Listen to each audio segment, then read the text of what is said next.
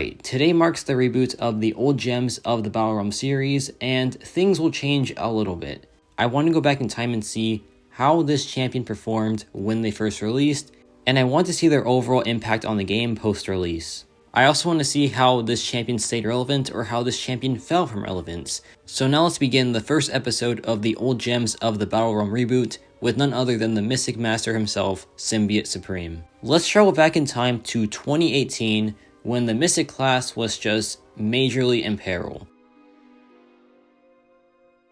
In 2018, this is all we had for the Mystic class. We had Dr. Voodoo, who was probably the standout champion here, and even Dr. Voodoo had a very big problem with this damage output.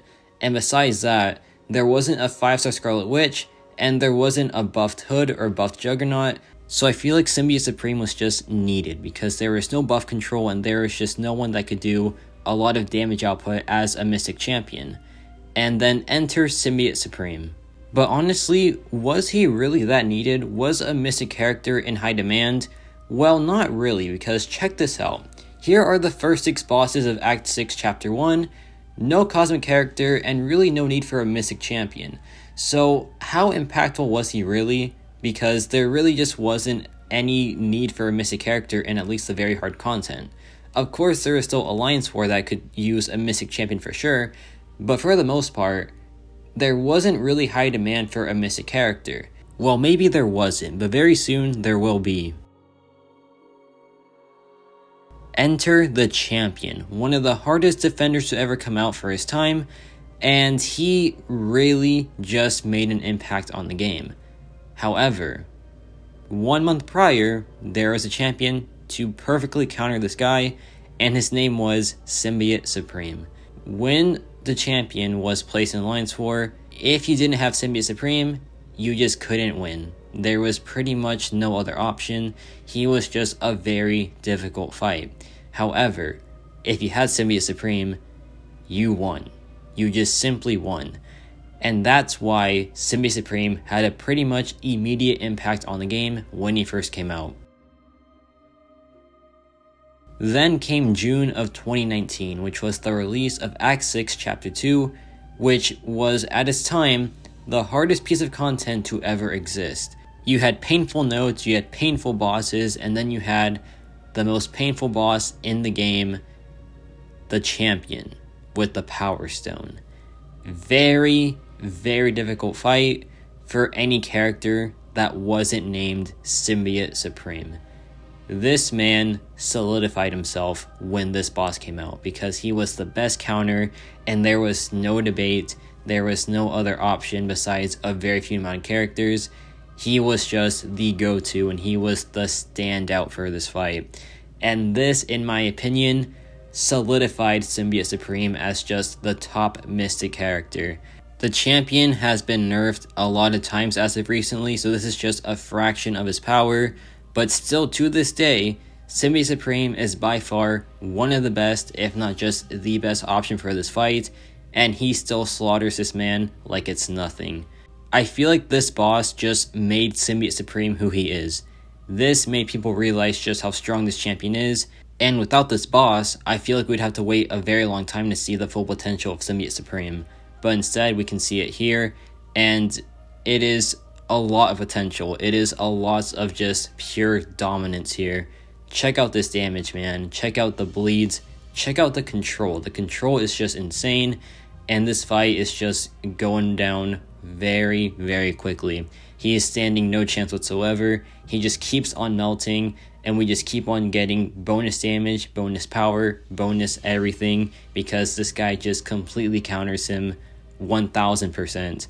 Now we are approaching the final phase, which used to be one of the hardest phases in the game, but now it has been nerfed pretty much completely, but it still does provide some challenge, but not for Symbiote Supreme, because Symbiote Supreme just doesn't care. He just takes care of it with pretty much no effort. It is just such a straightforward time. By the way, back when this boss first came out, I did not have Symbiote Supreme. I had to use Captain America Infinity War, and that was just a very painful time. So now I can do this fight the proper way, and it just feels so good because Symbiote Supreme is just the perfect counter for this character. And we are now approaching the end of this fight, We just need one more dex and it'll just be game over, which we get right here. So we drop the SP3 and we put it into what was a once very, very painful boss, who was honestly considered the hardest boss in the game at the time, not just in story content, but just in the entire game in general. We do one more combo here, and this puts an end to the saga of 6.2 Champion.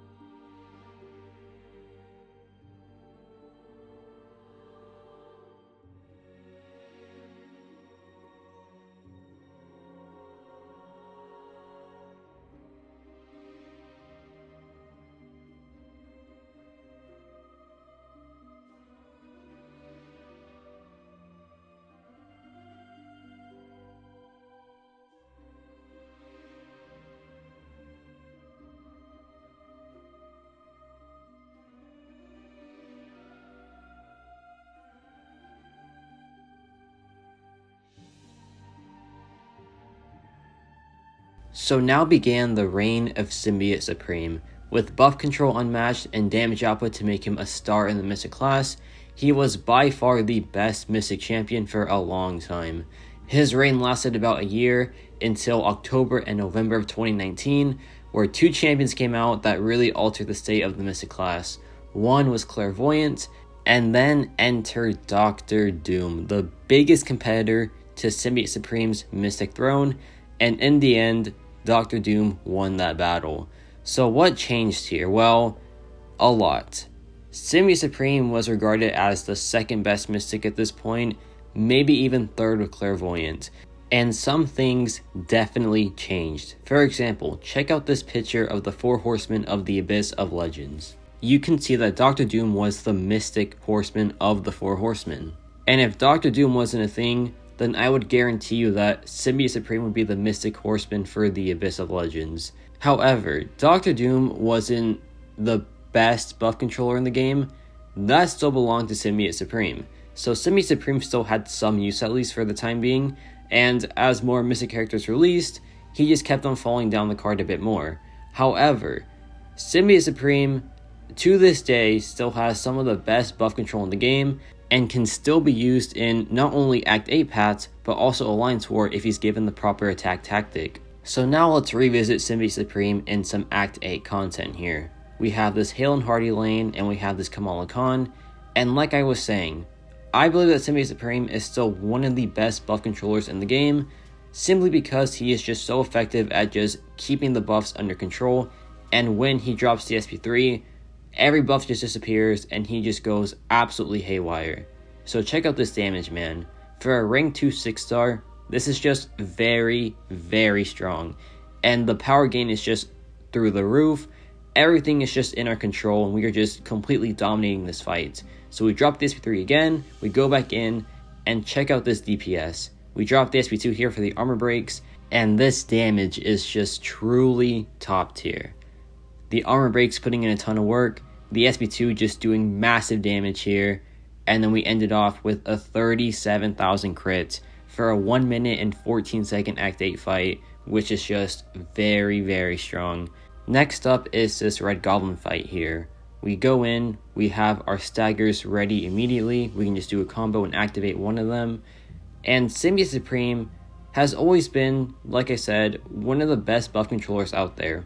However, one complaint I do have is that he is a bit on the RNG side in one of his phases, so there are some times where you just can't really rely too much on his buff control. However, that's where the awakened ability comes into play, because whenever he is awakened, every X amount of seconds he inflicts a stagger debuff on the opponent, which is just a very, very good way of guaranteeing that you have some buff control at least. So Symbiote Supreme might have some problems, but they are mainly just fixed by his own abilities, and that makes him still a very strong Mystic champion.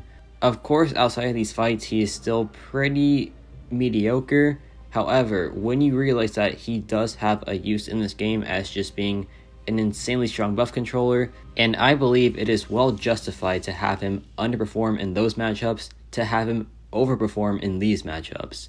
That is just my opinion though, and while there are some buff controllers that are still very good in non-buff matchups, but that is why he is an old gem, because some old gems were designed for specifically one thing. There I get hit, don't mind that please. So I dropped this 3 here for retaliation after getting hit, and this fight is just about wrapped up because of this damage output. 6,000 light attacks, incredible bleed damage, and the fight is just over after a 10,000 medium in 1 minute and 23 seconds. Now we have a really strong buff control test because we have this Combat Deja Vu Unblockable lane. Now you trigger the Unblockable very often here, as well as Thor's Fury buff. So there's a lot of buffs coming at you, and you have to be able to handle it, right? And Symbiote Supreme can handle it very, very well. We get some unblockables from time to time, but for the most part, we really just shut him off completely. But now it's time for the money makers, time for the biggest deal about Symbiote Supreme, the Special Attack 3. And check this one out. This one is just exceptional. The damage output is just absolutely unreal. The bleeds are just taking so much. By the way, this is 0 out of 5 Deep Wounds gameplay, so this could be even stronger damage, but it still is just very, very good. We go back in, we can drop Daisy 3 again after this, and this animation is just beautiful. Symbiote Supreme really changed the game with not just his abilities, but also his animations. To this day, I believe that Symbiote Supreme has still some of the best animations in the game, and one of the best designs in the game, 100%. Which is just insane because he is simply a very old character, but when it comes to design and proper use, he definitely still hasn't lost his touch. And now we have this Hulkling fight, and I believe that this fight shows that Symbiote Supreme still has some of the best buff control in the game, even against some of the hardest defenders of 2022, which is, keep in mind, 4 years past the release of Symbiote Supreme. These defenders were not designed with Symbiote Supreme in mind, but he still takes them with absolute ease, and that is the insane part to me. And this is why I think that Symbiote Supreme is simply a timeless champion, and he will just never age, and he will always just have a use in this game. Because even as the meta shift, Symbiote Supreme still finds a way to just be a dominant mystic character in these buff heavy matchups, and I think that is just amazing. I think it deserves a lot of credit to the designer of this character, because they made a champion that is so timeless that he still works against these very, very hard 2022 Cosmic Defenders. So a big props there to the champion designer of Symbiote Supreme. They just did this character so much justice. For being a Kabam original, it just feels so good that he is a powerful character. Meanwhile, the other Kabam original character of October of 2018 isn't really at Symbiote Supreme's level, to put it nicely. If you don't know who I'm talking about, maybe check your last 7-star crystal. This concludes the Symbiote Supreme story and how he has still progressed to be a very timeless character.